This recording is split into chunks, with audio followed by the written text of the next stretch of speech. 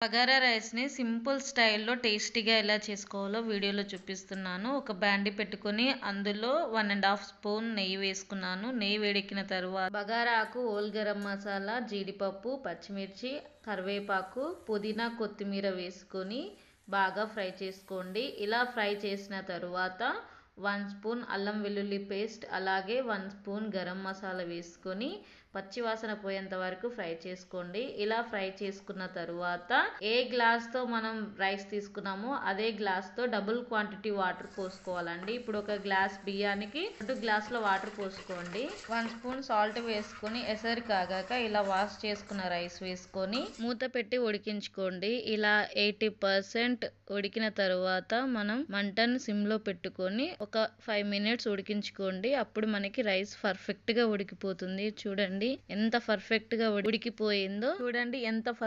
ఉడికిపోయిందో. అంతే, it's done.